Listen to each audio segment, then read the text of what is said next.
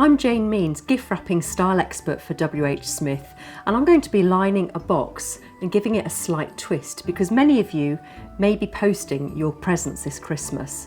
So I'm going to actually add the detail on the inside and not the outside. Whenever you are measuring your tissue, it's quite hard to judge how much you need. So it's always a really good tip to have the box next to the tissue, and this will act as a visual aid as you go along. You're going to fold the tissue just slightly within the boundary of the box.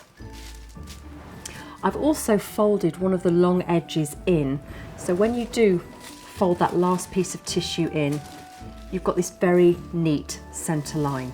I'm going to be adding some fabric, a dress, inside the box, and I'm a little worried whether the pattern will rub off on the fabric. So just to play on the safe side, you can line it with some white tissue. I also don't want to place the dress straight in the box.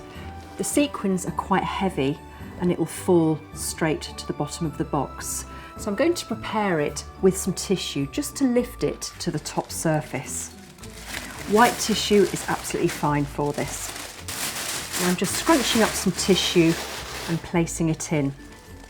Another tip is if you're putting something very heavy into a box, for instance it might be a tea service, it's a good idea to grab some cellophane because that's a lot more stronger than tissue. So I'm going to keep adding my tissue. I'm then going to grab my pre-folded tissue layers and place them inside of the box.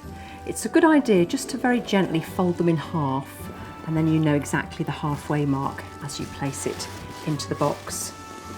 So as you can see, it's laying on the top of the box. I'm going to add my sequin dress into the box. It's still popping out the top of the box, so just push it in gently. I'm pushing it down further than I normally would because I need to make some room to accommodate my bow.